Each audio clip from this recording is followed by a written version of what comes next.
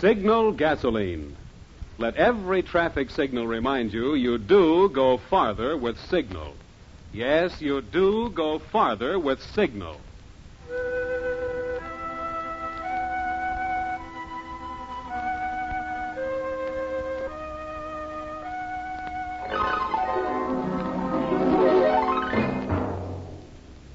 The Signal Oil Company and your neighborhood Signal dealer bring you another curious story by the Whistler. Tonight, Danger is a beautiful blonde.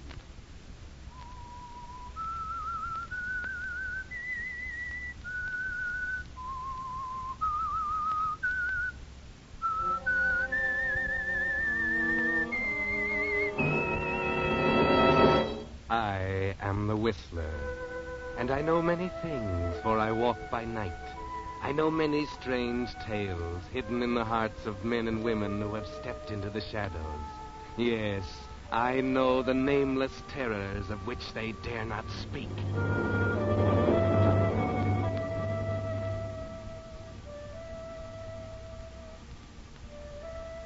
Danger is our next-door neighbor through all the days of our lives.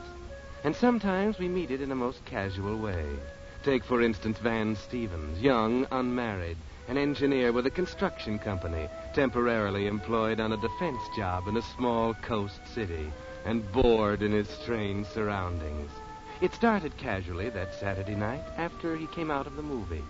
It was early, a beautiful night, and he had no desire to go back to the drab hotel room just yet. But there was no place else to go, so he just strolled down the main street of town, slowly, leisurely, pausing on a corner to light a cigarette and puff it slowly. He noticed the car because it was one of those big, slick-looking convertibles, the kind he wanted when the war ended. The second time it went by slowly, he saw her. She was very nice. Young, blonde, lovely. He waited. Back around the block she came, and this time she pulled up to the curb near him and stopped. Hello? Hello. You've opened the door before, no doubt. Oh. In other words, isn't it a beautiful night for a drive? Well, isn't it? Yes. That's what I said. You weren't going somewhere important? No, not at the moment. In fact, I was faced with a rather gloomy prospect of going back to a lonely hotel room. And it is a beautiful night for a drive. I suppose it was on the golf course at Biarritz? What? Where we met. That's as good a place as any. Yeah, only I've never been there. But I have a good imagination. I remember so well those evenings at Monte Carlo when you'd say to me, Van, you must sit beside me at the casino tonight. You'll bring me luck. You called me Van in those days, remember? Never Mr. Stevens. And I used to call you... what was it I used to call you? Well, it might have been darling, mightn't it? Yes, might have been at that. Or maybe the mystery woman. Beautiful, fascinating, and unpredictable. Especially unpredictable. That's not very flattering, Mr. Stevens. You might have said especially beautiful. Yes, I might have. And meant it. Okay, you win. You're not only beautiful and fascinating and unpredictable, but you're too fast a worker for me. How come? How come what? All this. You're not happy about taking a drive with me, Mr. Stevens? I'm delirious, but why me? Well, you're not unattractive, you know. Yeah, but, baby, didn't your mother ever warn you about picking up strange men on the street? My mother was rather unusual, Mr. Stevens. And she taught me that when I wanted something, there was only one thing to do. Go out and find it. Okay. Who's kicking? Drive on, baby. Drive on.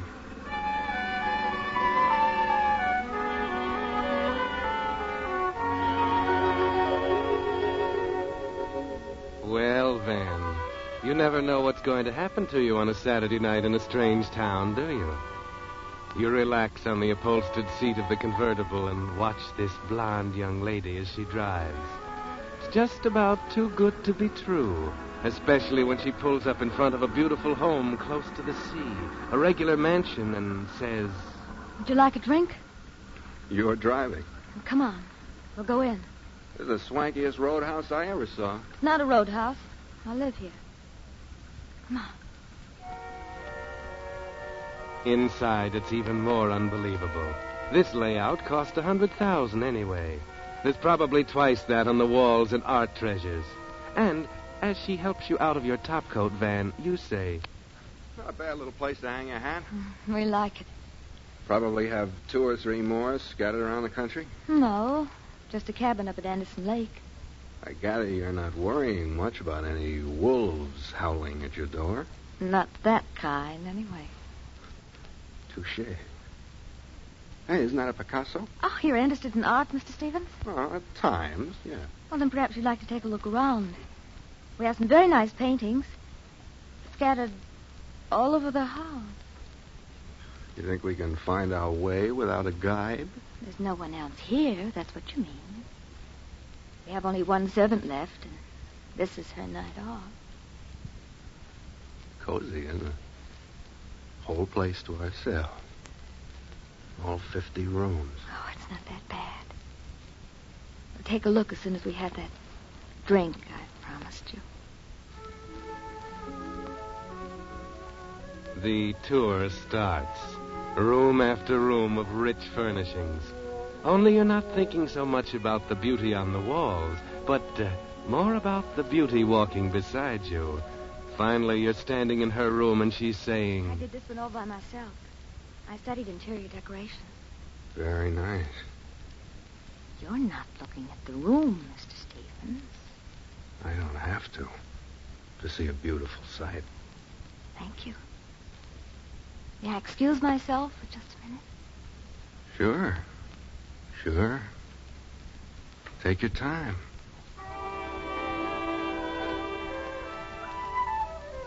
So you relax on the satin-upholstered chaise longue. If this is a dream, you say to yourself, just let me go on dreaming forever. And then you open your eyes again, and there she is. But she's changed her clothes. Sorry to take so long. Okay. I see you changed into something more comfortable, as they say in the movies. You like it? What man wouldn't, baby? Nice perfume you're wearing. You like it? I like everything about you. I'm glad. Come here.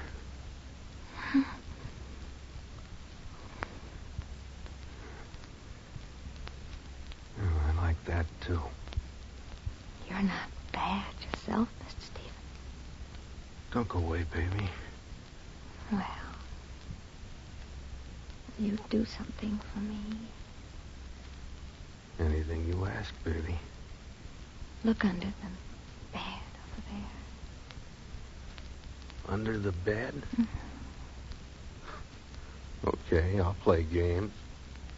Just lift up the cover there. Okay. Hey! I thought you said we were alone. We are, Mr. Stevens.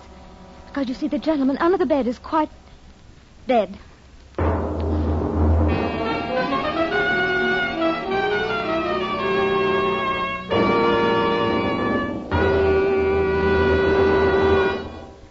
With the prologue of tonight's story, Danger is a Beautiful Blonde, the Signal Oil Company brings you another of the strange tales of the Whistler. Now, before the story continues, a word about a boy who's mighty important to you. A boy in uniform. Maybe he's your kid brother, your son, your husband, or that friendly kid who lived down the street. Today, he's in a hospital in the Philippines, his shattered arm in a cast.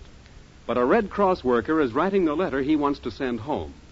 Or he's been wounded on the battlefront and is receiving a life-saving transfusion of blood plasma secured by the Red Cross. Or he's a prisoner of war in a German camp and, oh, so grateful for the boxes of food furnished by the Red Cross. Yes, in 100 ways. Our boys in uniform depend on the services of the Red Cross. And because the calls for those services are greater than ever today, the Red Cross needs your help more than ever. Give all you can now during the remaining Red Cross week. And when you do, remember, you're not giving to the Red Cross. You're giving to the most deserving guy you know, G.I. Joe. And by the way, there's another friendly way you can make life more pleasant for our G.I. Joes right here at home. When you're driving and you see a serviceman on leave waiting for a ride, pick him up. Remember, short lifts make longer leaves. And now, back to the Whistler.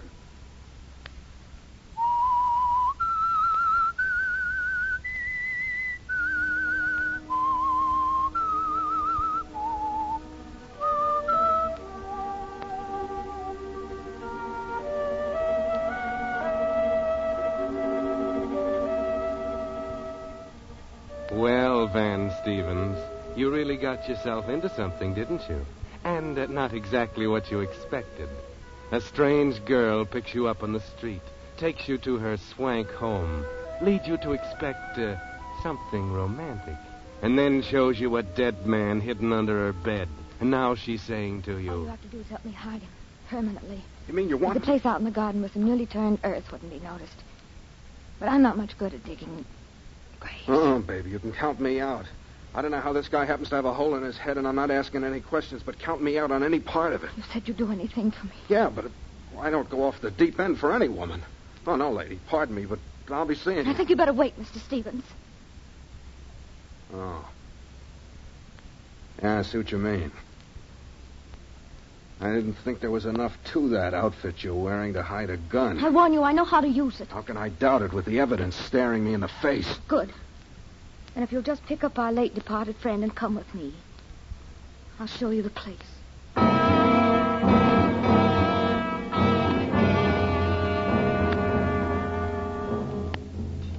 Yes, you really got yourself in for something, Van.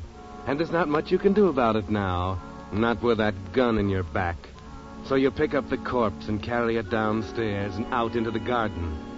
She gives you the shovel and shows you where to start digging. There's just enough light from the deserted street to see her standing over there with a gun on you. You look around. There's no house within shouting distance. Only a gas station down the street, and it's closed. In the back of the garden, there's a drop-off, an arroyo running on down to the sea a few hundred yards away. You're stuck, Van. And then the awful thought comes to you. What will she do with you? She can't let you go to spill the story. There's only one answer, and you remember something she said. Make it plenty big. And you know she meant big enough for two. You'll be in there too, Van, yes. Unless you do something. And so you do it. A shovel full of dirt right in her face.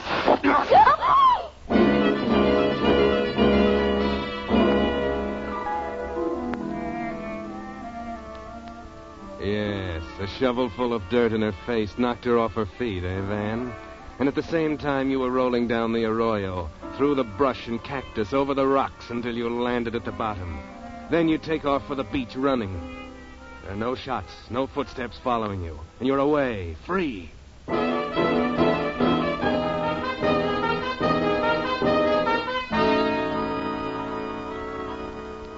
Down the beach to town, catch your bus into the hotel and fix up your scratched face and hands. And now, decide what to do. Go to the police? Yes, probably you should. But you're not going to. Not just yet, are you, Van? Because you can't get that blonde face out of your mind. And you want to be sure before you do anything that will send her up to the gas chamber. That kind of thinking has gotten many a man in trouble, Van. But you go to bed and get a fitful night's sleep. Next morning, Sunday, you're up early, but there's nothing in the paper that you get with your breakfast. Nothing at all. You hadn't really expected anything. But when you get down to the desk, you find there's something in your box. There's nothing written on the envelope. You say a young lady left it here last night? Late last night. She told me to put it in your box. All right.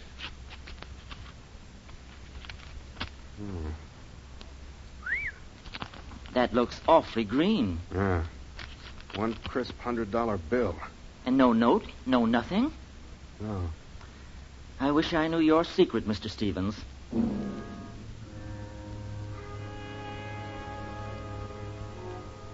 Yes, Van. You wish you knew the secret, too, don't you? Now, more than ever. $100 to keep still, and it's pretty obvious there'll be more if you live up to the bargain. But play it smart, Van. Find out more about this girl. You don't even know her name. Catch a bus. Ride out along the beach to the last stop. Walk on from there till you spot the house sitting back from the beach. There's a police car sitting out in front of it.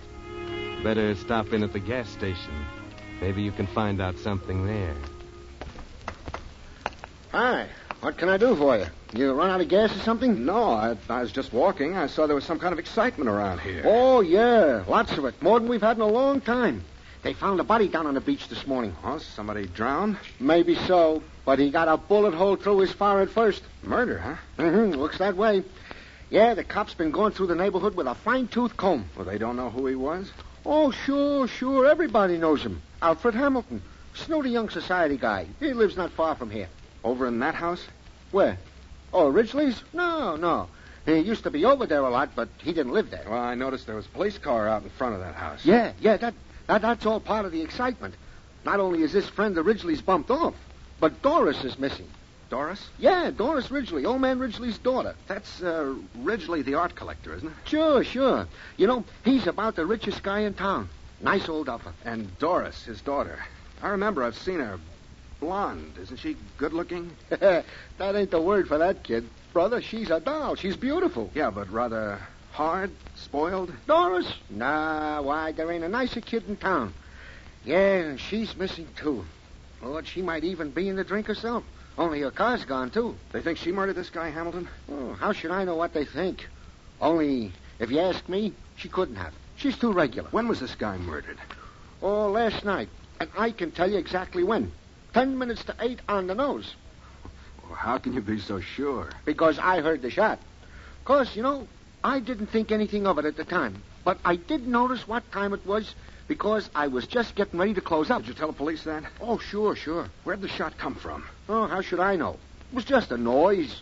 Maybe from the house over there. Maybe from the beach where they found him. Tell me something. This is very important. Yeah? Was Doris in the house when you heard the shot? You know, that's funny. The cops asked me that, too. No, she wasn't there early in the evening. But she came by and went in sometime.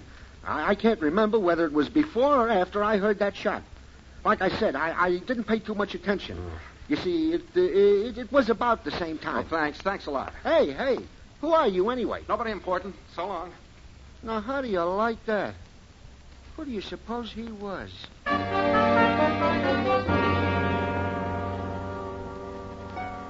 Now you're onto something, Van. You think you've got something figured, don't you? Doris didn't murder Hamilton at all, did she? She was covering for somebody else.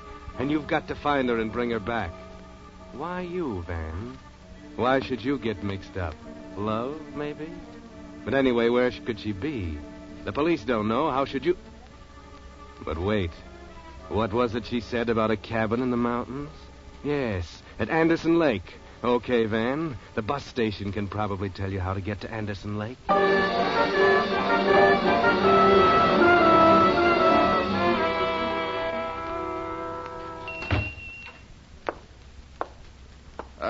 Anybody here? Yes, sir, young fella. What can I do for you? Got everything your body needs here at Anderson Lake. Groceries, notions, drugs, fishing, tackle. I'm looking for somebody, Pop. I thought you might give me directions. I'm the person to come to. Can tell you about anybody in Anderson Lake. Who are you looking for? Doris Ridgely. She's got a cabin up here, hasn't she? Yep. How do I get there? You don't. Huh? Why not? Wouldn't do you no good. Well, why not? Nobody there. But I'm sure Doris is up here, and I gotta find her. Well, if you've got eyes in your head, you wouldn't have to go to no cabin. What? If you'll just look across the street over there, you'll see her car in front of Jake's Cafe. She's inside eating.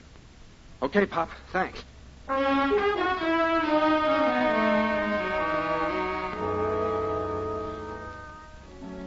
Yes, she's in Jake's Cafe, all right. And you wait and watch until she finishes eating and comes out. And as she gets into the convertible, You slip around the other side and open the door. Oh, Hello, baby. Nice day for a drive, isn't it? Stevens. Don't reach for your bag. I'll take it instead. And I'll just take a look inside, too. Just as I thought. The gun, you still got it. Well, I'll just keep it this time if you don't mind. Look, Mr. Stevens. Just a minute, baby. I'll do the talking. First, I'll give you this $100 bill back. Even if I had a price for this sort of thing, it wouldn't be 100 fish. That's all I had last night. I said even if I had a price. I don't. I'll keep my mouth shut until I'm ready to talk, or you are. Makes you think I have anything to talk about. Look, baby, I don't know much about this, but I know a lot more than I did last night, and mostly I know a good kid when I see one. If you're really in trouble, I'm sorry, but I don't think you are. I don't think you killed this heel Hamilton. I think you're covering up for somebody who did. No. I'm not. I killed him. He was threatening me. He was threatening to tell something about me, and I killed him. That's all there is to it. I don't believe you. All you did was try to get me to help you cover up somebody else's work. No, my own. Okay. So you're not ready to talk yet, so let's go for a drive, like last night. Oh, notice you got a bandage on the chin. I'm sorry I had to clip you. I didn't like the prospect of sharing that hole in the ground with that stiff. Oh, you mean you thought I... Oh, no, I never intended to shoot you, no. Well, how'd you think you'd get away with it then? Just let me walk away to tell the cops? I don't know. I don't know. Okay, keep your chin up. Of course you didn't know. You were mixed up in something you knew nothing about. You couldn't have killed this guy Hamilton any more than you could have killed me. So, come on, come clean. I can't. Look, whoever this is you're covering up for, they'll be found out eventually anyway.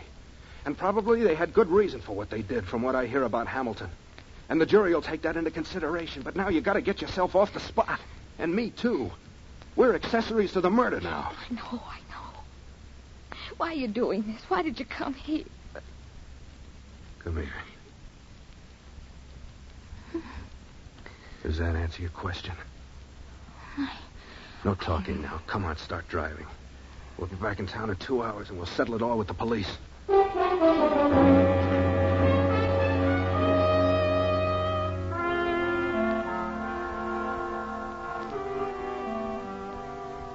Well, Van, feeling pretty proud of yourself, aren't you? The strong man of action coming to the rescue of the lovely lady. And she's grateful, you can see that. The way she smiles at you, weakly, wonderingly. But maybe later when it's all over.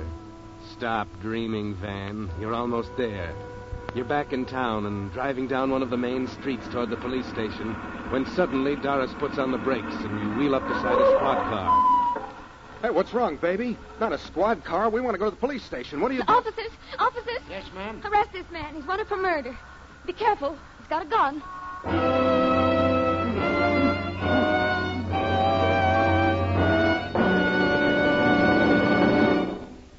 But that's not all of tonight's story. The Whistler will return in just a moment with a strange ending of tonight's tale. Meantime, let me ask you a question that's mighty important to drivers today. How many miles per gallon of gas are you getting these days? If you're among the great majority of drivers who don't know the answer to that question, then here's a point well worth remembering.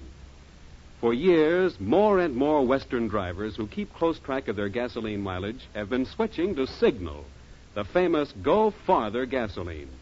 And what's more important, the switch to Signal has actually increased since gas rationing. And here's why.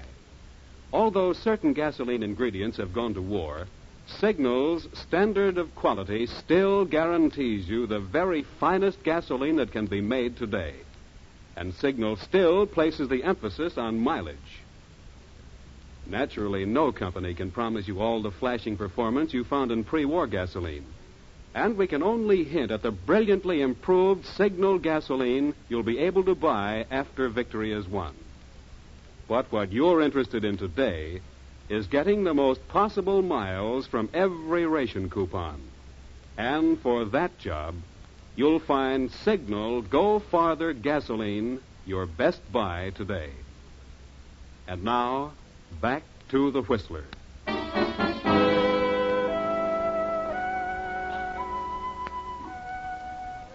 Well, Van Stevens, that will teach you to trust a woman or to dream about love and such things. You have lovely young Doris figured for an innocent heroine, and Now she's turned into a villainess and is trying to pin the murder on you.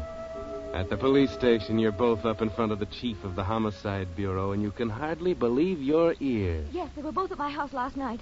They left together. I heard a shot, and when I went looking, I found Mr. Stevens standing over Alfred's body down on the beach. But I tell you, I didn't kill him. It's all a lie. I know you didn't kill Hamilton, Mr. Stevens. But I saw him. And you are a pretty clumsy one at trying to frame an innocent man, Miss Ridgely. But... Oh, I did it. No, you didn't either. You might as well stop all this, because you see, we know who killed Alfred Hamilton. Oh, no. No, he didn't do it. Oh, please, you've got to believe that... Miss Ridgely, if you think it was your father who killed Hamilton, you're mistaken. Mistaken? Yes, because we have pretty conclusive proof that Hamilton's death was a suicide. And if you hadn't messed up the evidence by trying to destroy the body, it would have been much easier. I don't understand. I'll explain. When you came home last night, you found Hamilton on the floor of the study, shot through the head, with your father's gun on the floor beside him. Yes, that's right. You immediately thought your father had killed him. But why? Because Hamilton had been blackmailing Ridgely for years. That's how he lived. We needn't go into why, because the suicide closes the case, and it will never be made public. Oh, thank heaven. But why did he commit suicide? Because your father finally had evidence against him and was prepared to expose him. Mr. Ridgely told Hamilton that about 7 o'clock last night, then left him in the study and came down here to police headquarters to turn in the evidence. Hamilton feared exposure more than Ridgely did, and shot himself with your father's gun that he found in the desk. He was a pretty weak sister to try as tough a racket as blackmail. And I thought... You shouldn't have jumped to conclusions. We were called when your father got home, found blood on the floor, and you'd gone. It all began to make sense when we found the body, and the gas station attendant gave us the exact time of the shot. We knew where Mr. Ridgely was at that time. He was here. We checked back and found that you, Miss Ridgely, couldn't have arrived until shortly after the shot was fired. The condition of the wound almost proved suicide. And I have a report here that adds the last word. They've just found Hamilton's fingerprints on the gun that you and Mr. Stevens have been carrying around. So, the case is closed. I can't believe it. Technically, I could hold both you and Mr. Stevens on a charge of obstructing justice. But I suppose you've learned your lessons, and not much would be gained. So you're free to go. Thanks a lot. Thank you. You will probably be called in for the coroner's inquest. But until then, Miss Ridgely, I've called your father. He's waiting for you at home. Thank you very much.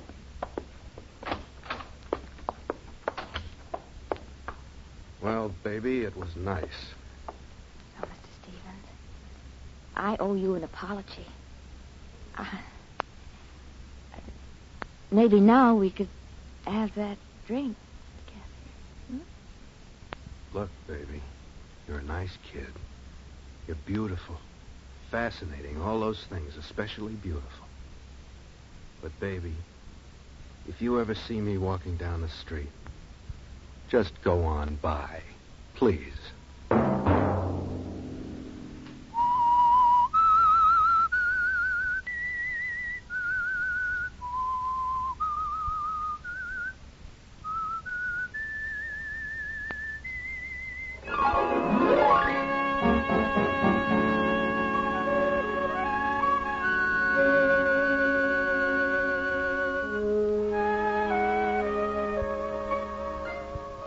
Next Monday at 9 o'clock, the Whistler will bring you another strange tale. The curious story of death marks the double cross. The Whistler is broadcast for your entertainment by the marketers of Signal gasoline and motor oil and fine quality automotive accessories. This program, directed by George W. Allen, with story by John Dunkel and Hazel Lytle, music by Wilbur Hatch, is transmitted to our troops overseas by the Armed Forces Radio Service. Bob Anderson speaking, and suggesting you let every traffic signal remind you, you do go farther with Signal gasoline. Yes, you do go farther with Signal.